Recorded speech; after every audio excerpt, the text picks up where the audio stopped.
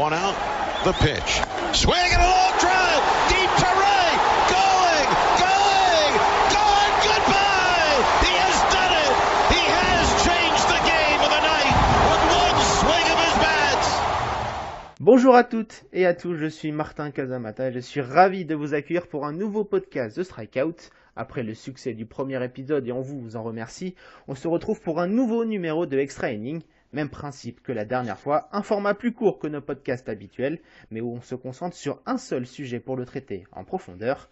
Après la National League West, on va se tourner cette fois vers l'American League et plus particulièrement la division de l'Ouest, une des plus serrées en MLB. Et pour en parler avec moi aujourd'hui, j'accueille JC le Billy Bean de The Strikeout. Salut JC. Salut Martin, merci de cette intro. Je suis très heureux de te retrouver après avoir laissé ma place pendant 2 podcasts pour pouvoir parler un petit peu avec toi de 2 équipes qui nous tiennent très fortement à cœur. Et on est ravis de te retrouver. Et vous l'avez donc compris, aujourd'hui on va parler du duel au sommet entre les Astros et les Athletics pour le titre de l'AL West. Allez, c'est parti, play ball.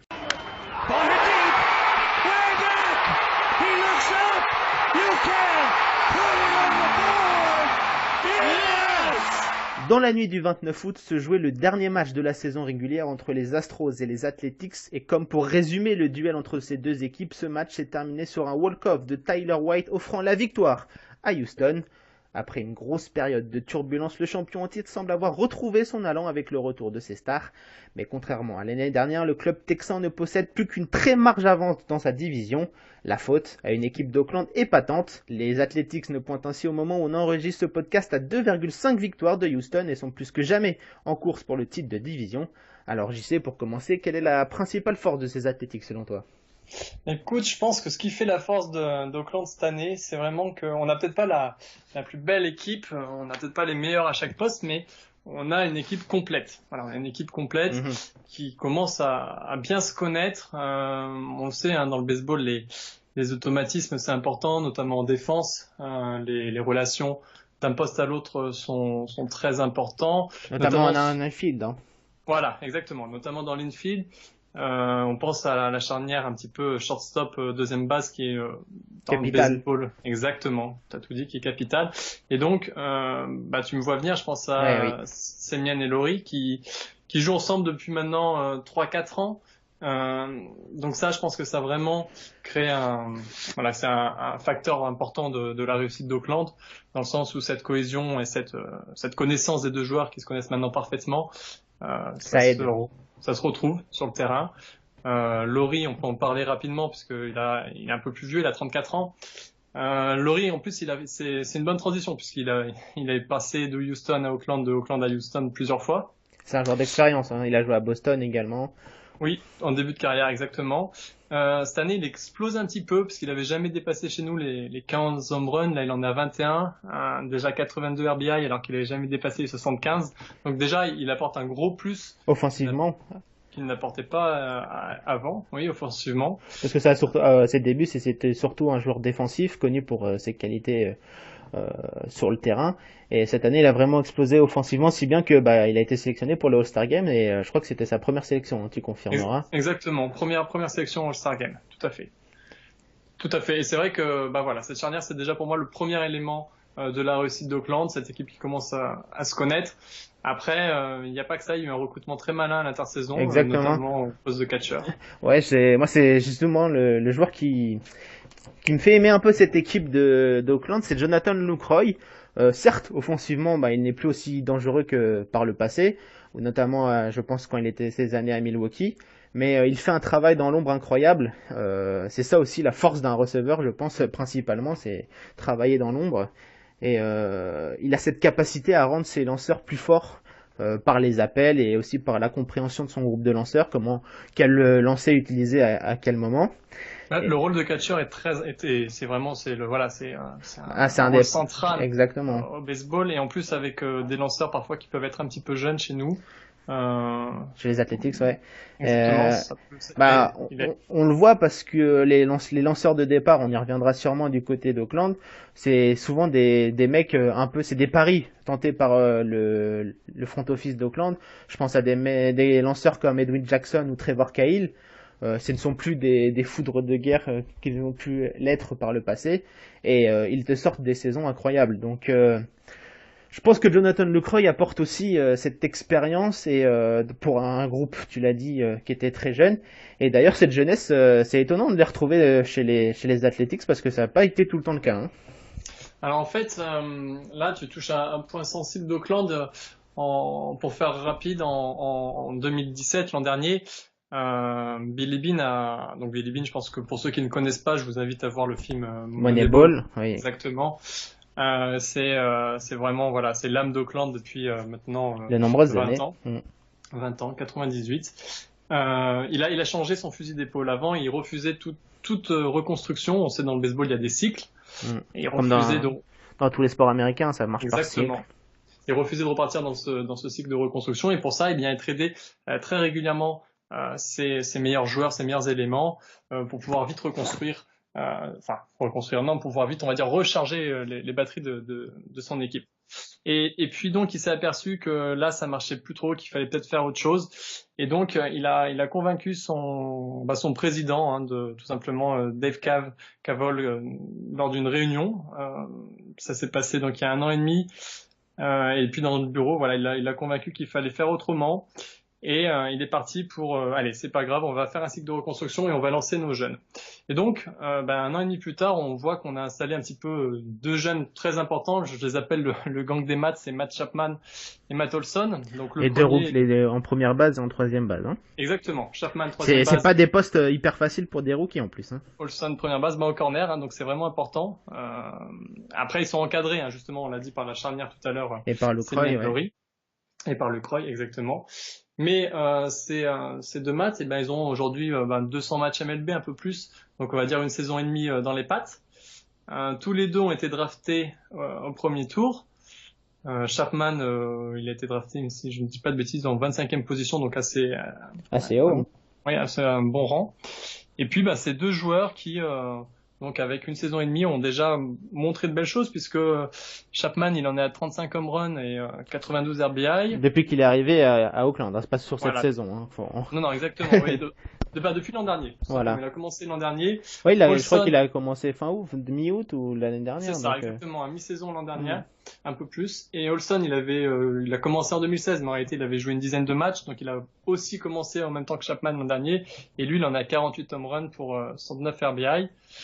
Voilà, c'est 2 joueurs qui apportent vraiment un gros plus et qui sont jeunes, 24 et 25 ans. Et puis aussi, c'est 2 joueurs qui sont patients dans la boxe. C'est la force t'as toujours été la force d'Auckland. Hein. Voilà. La patience au bâton. Et du coup, ils montent souvent au sentier parce que ils ont déjà plus de 80 base on ball tous les 2. Du coup, ils se retrouvent plus d'1 fois sur 3 sur les sentiers, et ça devient vite intéressant pour Auckland. Oui, c'est très impressionnant, surtout Matt Chapman, je trouve. Tant Matt Olson, il brille par sa puissance et sa force à la batte, autant Matt Chapman, on voit beaucoup de ses highlights défensivement, on le compare souvent à Nolan Arenado. Et toute proportion gardée, bien évidemment, mais c'est vrai qu'il réalise une super saison, et je pense que c'est un bon socle sur lequel peut s'appuyer Auckland, surtout que c'est pas fini, il reste encore de sacrées petites pépites dans le farm system d'Auckland. Je pense au lanceur Pook qui s'est blessé malheureusement. Il y a Barreto qui a un peu du mal, mais qui reste toujours un grand joueur. Donc Auckland n'a pas fini de nous surprendre et de gagner, quoi.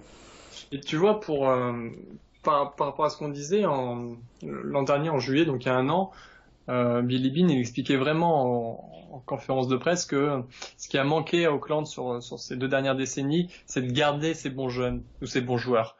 On pense notamment à cette saison 2015 où Auckland, ou 2014 où Auckland va en play-off. On avait à l'époque des sacrés joueurs. On avait eu Cespedes qu'on avait tradé aux Mets.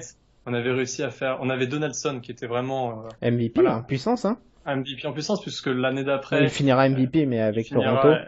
MVP exactement au Canada.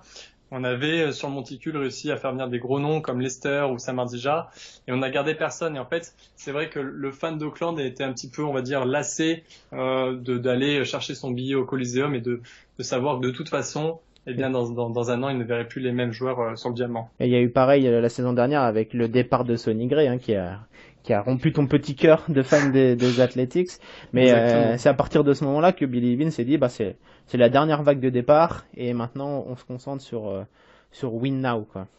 C'est exactement ça. Et puis tu vois, même je pense à un Chris Davis. Voilà, exactement, j'allais en parler. C'est lui, pour l'instant, c'est lui la star de cette équipe. Hein. Voilà, tout à fait. C'est lui. Voilà, il fait partie des meilleurs joueurs de la ligue à son niveau, notamment que ce soit en termes de home run où il est premier tout simplement des majors. Un joueur comme ça, avant, on l'aurait pas gardé plus d'un an, voire 2 maximum. Mais c'est sûr, là, il l'a déjà dans sa 3e saison. Il tape à chaque fois plus de 40 home runs par saison. Et c'est vrai que cette année, il explose comme tu le dis. Il fait du bien. Ah j'imagine, surtout pour encadrer les 2 jeunes, ça peut leur enlever un peu de pression sur les épaules quand ils arrivent dans la boîte. Moi, je voulais aussi parler avec toi, c'est l'autre force selon moi de ces Athletics, c'est le bullpen. Vous avez pas mal recruté cette intersaison avec l'arrivée de 2 closers en puissance, Fernando Rodney, l'ancien closer des Twins, et Familia, le closer exactement des Mets. Mais c'est sans oublier l'énorme saison du closer en titre et en poste du côté des Athletics, Treinen, qui sort d'une saison. Je trouve pas les mots pour décrire ce qu'il nous sort parce que c'était pas prévu qu'il nous sorte une saison comme ça. Je vais juste vous donner ses stats pour le moment. Donc il a 0,95 d'ERA, meilleur total des lanceurs de relève qualifiés pour la stat. Donc c'est meilleur que Edwin Diaz par exemple, qui en est à 50 sauvetages. Justement, dans le rayon des sauvetages, Treinen, il en est à 33, 4e meilleur total de MLB, mais surtout, la stat qui m'impressionne, c'est son whip, donc c'est la moyenne de coups concédés par manche, qui est de 0,94. C'est exactement ça. Maintenant, c'est vrai que ça n'était pas trop notre force par le passé. Aujourd'hui, quand on mène en fin de match, on est assez serein devant notre télé ou notre ordinateur, pour le stade pour les plus chanceux, puisqu'on se dit c'est bon, on a de la marge derrière, dans l'enclos on a du monde, on a plusieurs bras et puis on a la pépite qui nous sort en 9e un festival. Donc c'est vrai qu'on est assez serein, c'est une nouvelle force que possède Oakland. C'est une force qui est bienvenue parce que au niveau des starters par contre c'est pas vraiment ça. Ouais, toi tu voulais parler justement au contraire le secteur qui t'inquiète un petit peu. Hein. Ouais, exactement, oui, parce que si on prend que les starters, on se retrouve avec une moyenne à 4,08. Tu vois, on a un seul lanceur qui a dépassé le plateau des 10 victoires. Par comparaison, par exemple, Houston, ils en ont 5. Donc, ils ont une rotation totale avec 5 joueurs au-dessus de 10 victoires. Après, Houston a la meilleure rotation. Mais Oui, mais c'est vrai que j'en parlais tout à l'heure. Sur le papier, tu vois Edwin Jackson, Trevor Kyle, Brett Anderson. Tu vas pas au Coliseum sereinement, quoi, quand même. Et pourtant ils font le travail. Hein. Jackson, par exemple, j'ai ses stats sous les yeux là. 3,03 d'ERA en 68 manches, 49 strikeouts. C'est pas dégueu pour lui. Trevor Kyle, c'est 3,60 d'ERA, 89 strikeouts. Et puis là, le petit dernier, McFires, qui vient d'arriver durant l'intersaison. 1,50 en 24 manches avec Oakland. Seulement 4 points concédés. Donc au final, ça fait le travail. Pour la saison régulière, j'entends. Après, pour la suite. Voilà, c'est ça. C'est peut-être ce qui va nous manquer si on veut aller en post-saison et si on veut aller loin en post-saison, c'est aussi de trouver un vrai as qui est capable d'emmener tout ça. On l'avait la dernière fois qu'on y allait avec Leicester. Bon, on s'était fait taper en wildcard par les Royals à l'époque. Les grands Royals. Exactement, qui allait échouer en finale, c'était leur première saison. Mais on manque aujourd'hui cruellement d'un leader sur le monticule pour pouvoir emmener des matchs très importants. Un leader que tu vas retrouver quasiment dans toutes les rotations qui vont jouer d'ailleurs les playoffs cette année. Surtout que votre ace qui est censé être Shane Manaea, il vient de se blesser, donc ça va falloir suivre cette blessure de près. Je crois que c'est pas trop grave, mais faudra quand même suivre de ça parce que pour un éventuel match de wildcard qui pour l'instant se dessine face aux Yankees, affronter Severino et toute la clique offensive des Yankees avec Edwin Jackson ou Trevor Kyle, je le sens pas trop. Hein. Et tu vois, Shane Manaea, il est jeune et en fait, ça montre aussi les limites aujourd'hui d'Oakland sur monticule au niveau de la rotation parce qu'il a 12 victoires, mais derrière c'est un gouffre qui le sépare parce que il y a plus aucun starter derrière qui dépasse, je crois, les 5 ou 6 victoires. Faut que je vérifie, mais il y a vraiment un gouffre. Et au final, tous nos espoirs reposent sur un lanceur qui est prometteur, je dirais, qui va peut-être percer dans le futur, mais qui est pas un ace pour moi en puissance, c'est un très bon lanceur 2 ou 3 dans une rotation, mais pour moi c'est pas un ace. C'est pas un ace à l'heure actuelle. Voilà, on sait qu'il est capable de briller. Il a notamment été élu joueur du premier mois cette année, après notamment son no-hitter qui avait été lancé assez fabuleux. On s'en souvient. Face à Boston en plus. Ouais, c'était face à Boston, tout à fait. Mais sinon, c'est un joueur, voilà, il est capable de briller, mais c'est pas une valeur sûre. Il nous manque une valeur sûre. Quand on reprend juste la rotation de Houston, c'est incroyable. Par exemple, si on compare avec des Verlander, des Gerrit Cole. On y reviendra. Donc pour toi, ton pronostic pour ces Athletics, est-ce que tu penses qu'ils peuvent aller chercher l'upset et passer devant les Astros? Non, mon cœur me dit oui, mais ma tête me dit non. La raison dit non, pourquoi? Eh bien parce qu'en fait, si on regarde un peu plus dans le détail, on va s'apercevoir qu'Oakland va manquer d'expérience. Tu vois, Oakland, on a scoré cette année 640 fois à peu près, 638. On a la 7e attaque, donc c'est correct en American League. Houston a scoré beaucoup plus, ils ont la 4e meilleure attaque. Et pourquoi? Eh bien parce qu'en fait, une fois sur base, Houston va beaucoup plus scorer. Parce qu'on est capable de frapper des hits, mais nous on frappe un peu trop fort. Alors, c'est la nouveauté, on va frapper soit du home run, soit du double. Là, dans ces deux catégories, on est souvent en tête des équipes en MLB. Par contre, une fois qu'on est sur les sentiers, on n'est pas assez rapide, notamment, on vole pas assez de base. On n'est pas assez rapide. Je pense qu'on manque aussi cruellement d'efficacité. Parce que Houston, à l'inverse, va avoir cette efficacité et puis cette expérience aussi qu'on n'a pas. D'accord. Et pour finir sur les Athletics, dans le baseball, il y a parfois des forces inexplicables, tu me l'as rappelé, qui rentrent en jeu. Et je crois que tu voulais me parler d'un événement qui a marqué le groupe et les supporters, c'est bien ça? Ouais, exactement. En fait, c'est un événement qui n'est pas en lien avec le baseball. Exactement, extra sportif. On est en début mai et la maman de Piscotti, Stéphane Piscotti, qui est donc arrivé. On va expliquer un petit peu l'histoire, on va placer le cadre pour les auditeurs. Stéphane Piscotti, il est arrivé cet été tradé par les Cardinals de Saint-Louis. Pourquoi? Eh bien parce que sa maman était malade, elle souffrait donc de la maladie de Charcot. Rapidement, donc c'est la maladie neurodégénérative au niveau du système nerveux. C'est une maladie qui aux États-Unis porte le nom de Lou Gehrig. Exactement, oui. On le présente plus, qui était décédé donc de cette maladie à un peu moins, je crois qu'il avait 37 ans. Bref. Gretchen Piscotti était malade et donc Piscotti voulait se rapprocher de sa maison, quoi, de sa jeunesse. Puisqu'en fait, elle vivait à Pleasanton, c'est une petite ville de Californie qui est très proche d'Oakland, et donc Saint-Louis a envoyé Piscotti à Oakland. Donc un très beau geste qui a été un petit peu applaudi par la MLB, et donc il s'est avéré que au début mai, à 55 ans, Gretchen Piscotti est décédée. Derrière ça a marqué le groupe vraiment. Déjà, Stéphane Piscotti a loupé plusieurs matchs, mais ça a vraiment marqué le groupe, ça a vraiment marqué le front office d'Oakland, qui d'ailleurs a fait un don de $50,000 pour la recherche et puis pour cette maladie, donc c'était un beau geste. Et puis ça, je pense, ça a donné une âme supplémentaire, puisque un mois après, à peu près, grosso modo, Oakland a commencé à revenir en forme et à revenir au premier plan, c'est-à-dire qu'avant ils étaient à une douzaine de matchs, ouais c'est ça, 12 victoires de Houston, et puis de mi-juin, Oakland a déroulé et a commencé à prendre les séries les unes après les autres, à prendre quasiment 2 matchs sur 3 pour revenir jusqu'à prendre la tête de la division. Et je pense que tu vois, ce supplément d'âme qu'ils ont eu, on peut un petit peu faire un lien avec celui qu'avait Houston l'an dernier avec cet ouragan. Exactement. Et donc, pour terminer sur les Athletics, tu penses donc, malgré ce petit supplément d'âme, tu les vois pas gagner l'AL West, mais tu es plutôt serein pour une wildcard.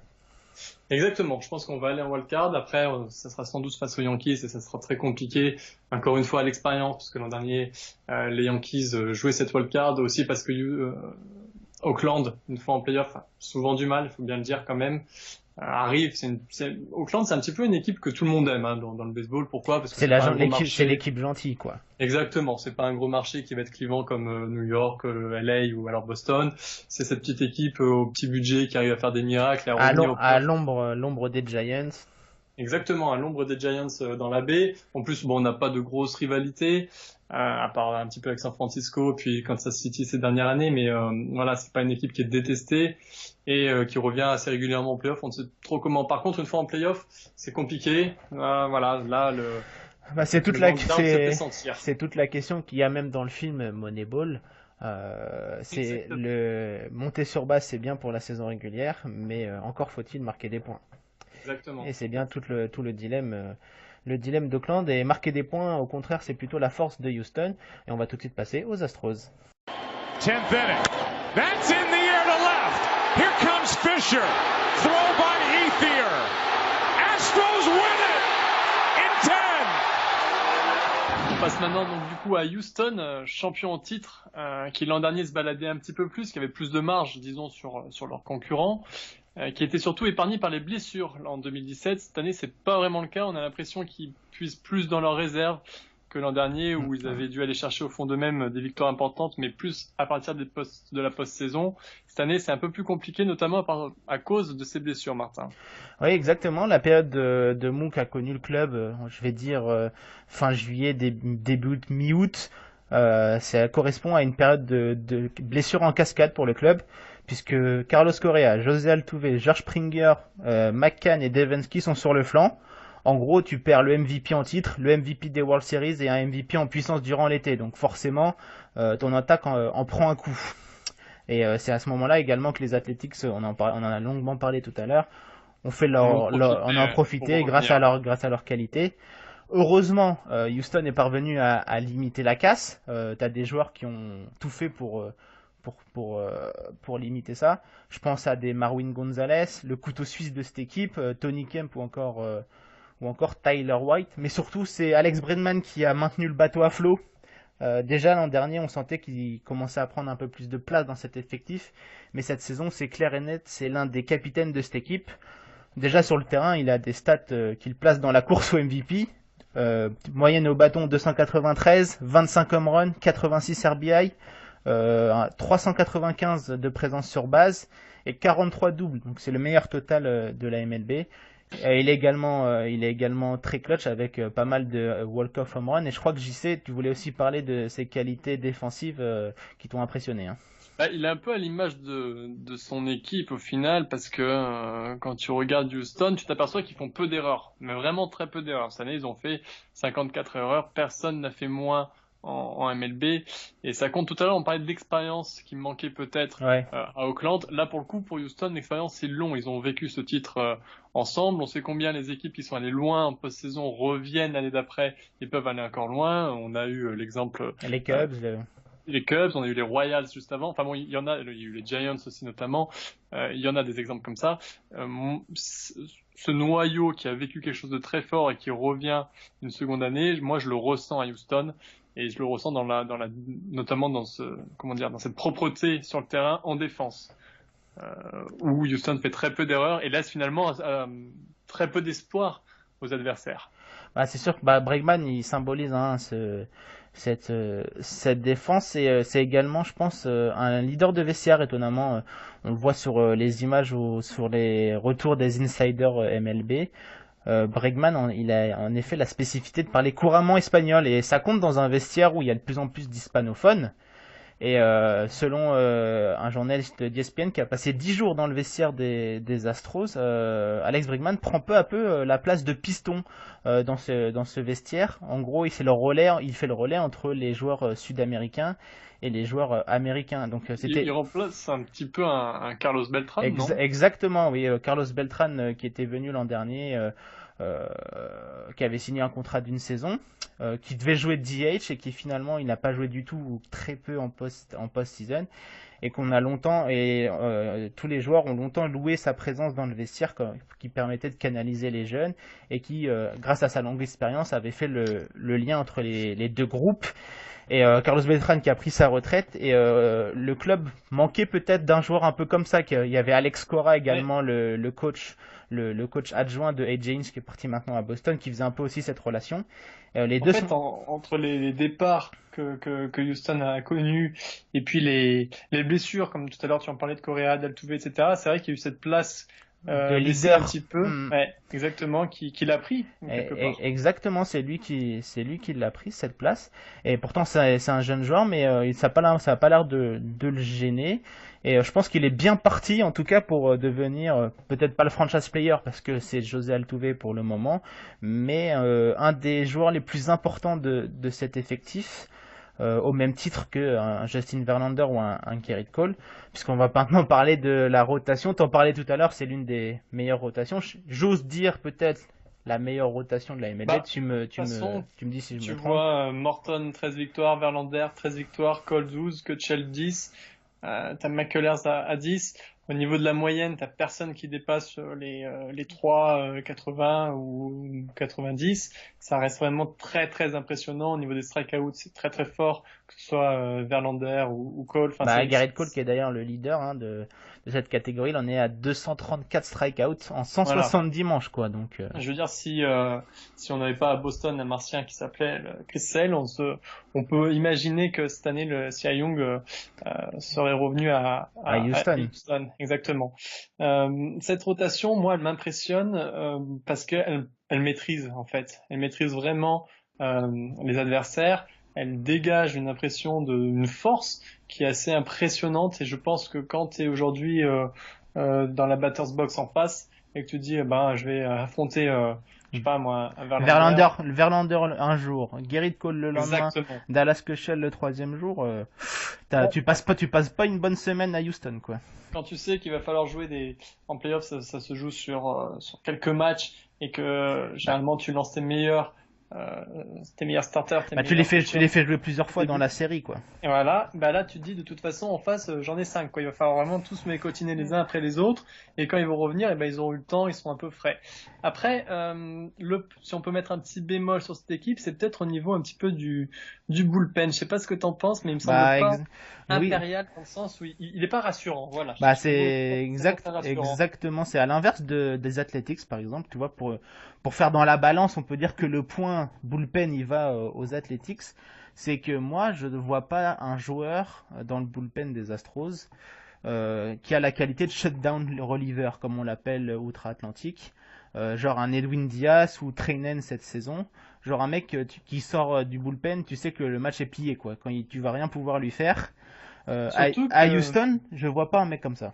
Surtout que tu vas arriver en post-saison, tu vas jouer des séries face au bullpen des Yankees, qui est quand même ultra connu et réputé pour avoir des sacrées armes à ce niveau-là. Tu vas jouer peut-être Boston qui Boston n'a pas le bullpen le plus scintillant de la MLB, mais ils sont efficaces. Par contre, au niveau du closer, déjà quand tu... oui. Bon, après, Greg Kimbrel, il a pris l'eau contre Houston la saison dernière. Certes, mais quand tu joues en playoff, je pense que t'es plus rassuré d'envoyer Kimbrel pour terminer ton match que Hector Rondon, je te l'accorde. Exactement. Et d'ailleurs, l'an dernier, il me semble, si je dis pas de bêtises, que Houston avait un petit peu, peut-être pas à bricoler. À bricoler, voilà, parce qu'ils étaient pas forcément sereins à envoyer leur closer. Le point d'orgue de ça, c'est le mec qui te close le dernier match des World Series. C'est pas Ken Giles, c'est Charlie Morton. Hein. C'est lui qui termine le match et qui prend le save. McCullers, ça a fait pareil contre les Yankees de cette post-saison. Justin Verlander, il avait jamais joué en sortant de bullpen, qui fait sa première apparition, c'est contre Boston. Face à Sale d'ailleurs. Exactement, en post-season. Donc tu vois, en 2017, Houston avait déjà pas confiance en son bullpen. Cette année, ils ont recruté Joe Smith, qui fait le travail, mais c'est Joe Smith, hein, quoi. Il fait le travail, mais c'est tout. Tu recrutes Hector Rondon, qui a été le closer des Cubs, mais qui depuis s'écroule, qui a pas été horrible avec Houston, mais c'est pareil, c'est Hector Rondon, quoi. Enfin, tu te dis pas quand il sort, j'ai perdu le match. Tout à fait. Donc c'est vrai que là, il y a peut-être un petit point d'interrogation. Après, peut-être que Houston va refaire sa technique de faire lancer des joueurs des starters en bullpen. Je pense parce que dans le bullpen, il y a des joueurs encore comme Brad Peacock ou Colin McHugh qui auraient largement leur place dans beaucoup de rotations de MLB. Coucou les Athletics. Je pense que AJ Hinch a une petite idée derrière la tête. C'est en gros de faire lancer Verlander, Cole, Keuchel 3 matchs. Morton, Peacock, McHugh pour un 4e match, et après de refaire appel à ces 3 starters, s'il y a besoin est, plus les 2 autres qui n'ont pas lancé. Alors je vais poser la question qui fâche, mais quid de Roberto Osuna du coup dans tout ça? Bah écoute, on parlait tout à l'heure des forces hors baseball, avec l'affaire Stephen Piscotty, si on peut l'appeler comme ça.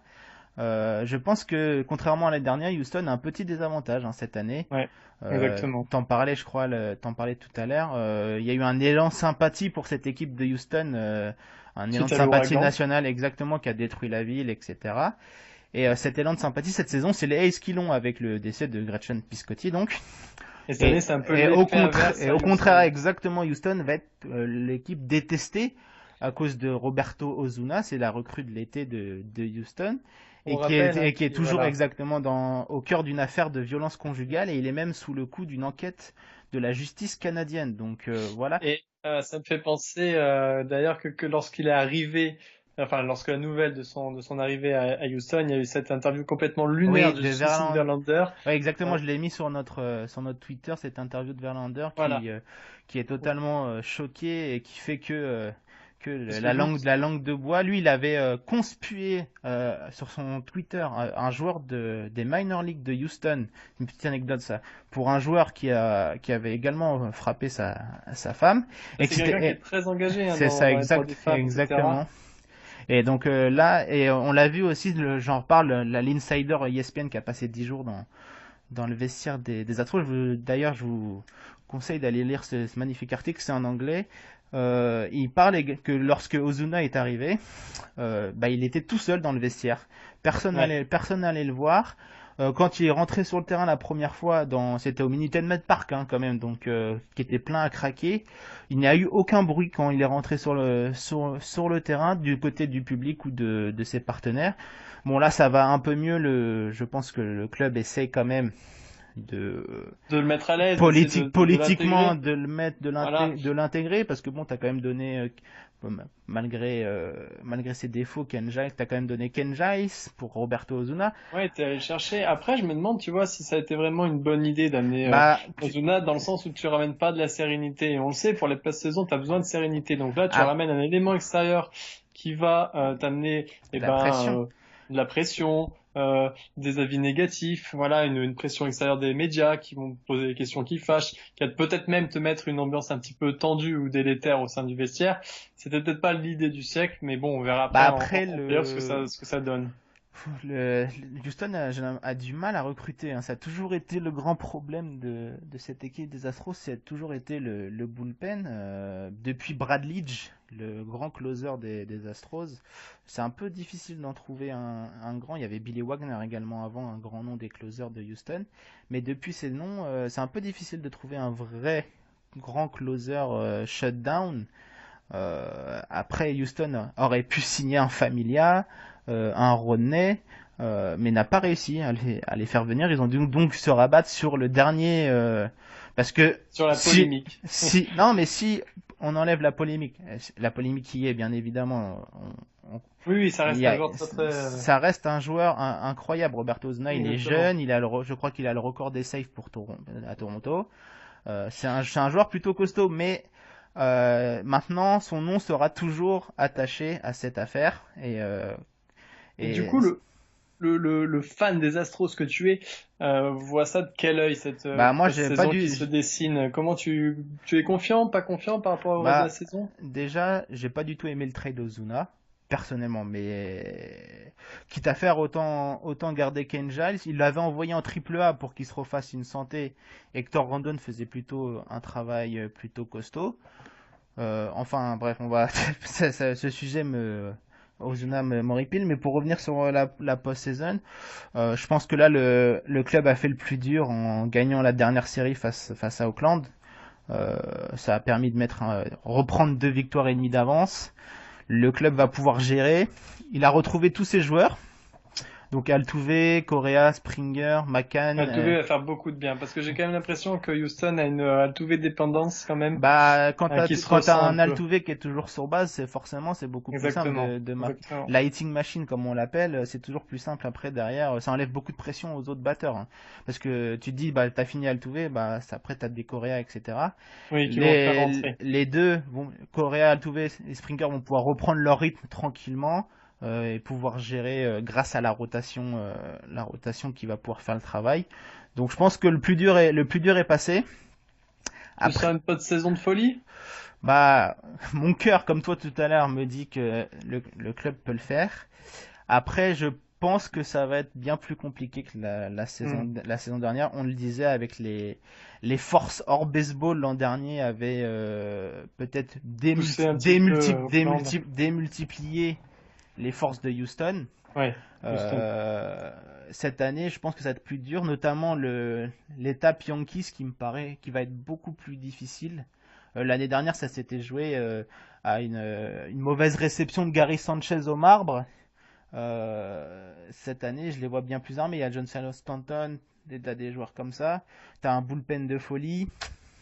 Oui, après, c'est un autre débat, mais c'est sûr qu'ils vont avoir de concurrents en post-saison. Exactement. Donc, je pense que Houston va gagner la AL West. Ça, c'est une quasi-certitude. Mais je vais peut-être faire énerver les supporters des Astros. Mais je pense pas qu'on va faire le back-to-back. Ouais. Mon cœur me crie toute sa haine pour avoir dit ça.